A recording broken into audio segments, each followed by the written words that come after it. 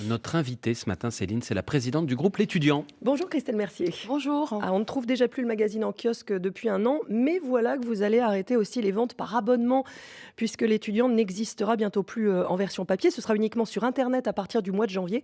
Pourquoi cette décision? Alors aujourd'hui, alors l'étudiant déjà c'est énormément de choses, hein. On parle du magazine, hein. L'étudiant depuis son origine s'est énormément diversifié, a développé beaucoup d'activités.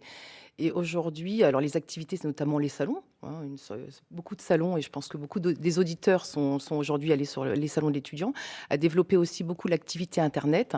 Et aujourd'hui, c'est vrai, il est nécessaire de faire évoluer notre organisation pour être en phase avec les modes de consommation de l'information et les usages des jeunes. Donc aujourd'hui, notre mission est d'accompagner les jeunes dans leur choix d'orientation, et on se sert des supports qu'ils utilisent au quotidien. Ça veut dire qu'il n'y aura plus non plus de hors-série, de grands dossiers sur les filières après le bac, par exemple.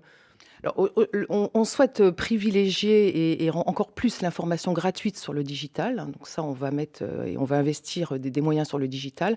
Et ensuite, on ne s'empêchera pas, hein, puisqu'on a des salons qui accueillent beaucoup de visiteurs aujourd'hui, de réaliser au cas par cas des éditions spéciales sur des sujets importants pour notre public, et diffusées directement sur les salons et prises en main par les lycéens. Est-ce tout de même un premier pas pur et simple vers une fermeture de l'étudiant? Pas du tout, heureusement, pas du tout. Non, non, arrêter le magazine ne veut pas dire arrêter l'étudiant, hein. L'étudiant, depuis toujours, a une force pour faire et pour se innover, pour se développer. Donc aujourd'hui, l'arrêt du magazine n'est pas du tout lié à l'arrêt de l'activité de l'étudiant. On veut au contraire accompagner davantage notre public à travers nos activités digitales, nos activités salons, aux activités qui marchent et aux activités qui pourront accompagner les jeunes dans leur choix d'orientation. Mais pourtant, Christelle Mercier, la Société des journalistes de l'étudiant est très inquiète. Elle évoque une agonie, une descente aux enfers, je cite, hein.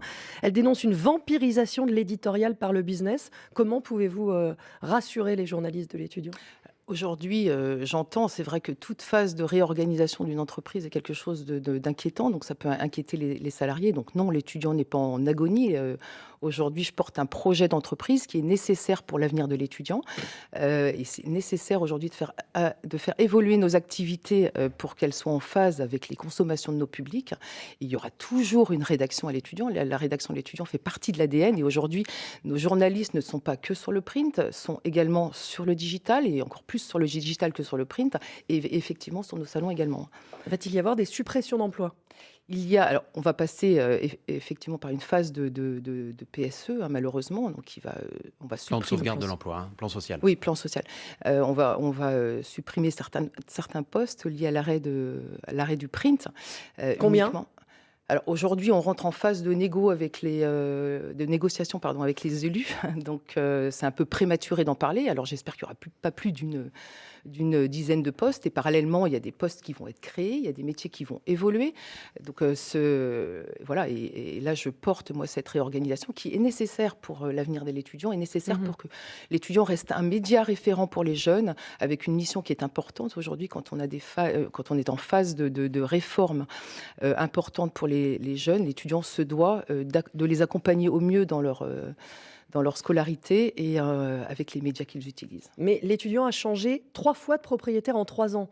C'est pas un signe de stabilité, ça? Alors, l'étudiant, dans son histoire, a beaucoup changé d'actionnaire, parce que moi, je suis à l'étudiant depuis 30 ans. Donc, je peux vous dire que ça a souvent changé Et d'actionnaire. vous avez vu combien de patrons, hein, justement? Beaucoup. J'ai vu beaucoup de patrons. Et aujourd'hui, voilà, moi, je conduis l'étudiant. Donc, je conduis cette réorganisation qui, pour moi, est vraiment nécessaire pour l'avenir de l'étudiant et pour la pérennisation de l'étudiant et la pérennisation des emplois. Est-ce que votre objectif désormais, Christelle Mercier, c'est de vous focaliser presque exclusivement sur les salons que vous organisez? Alors, il n'y a pas que le salon de l'étudiant, hein, il y a le salon du travail, il y a Job Rencontre, il y en a pas mal d'autres. Ce n'est pas que les salons. La mission de l'étudiant, c'est vraiment d'accompagner les jeunes, de pouvoir leur apporter en permanence toutes les clés, tous les services qui vont les aider. Donc, vous parlez des salons, oui, les salons sont un dispositif d'aide à l'orientation qui est important.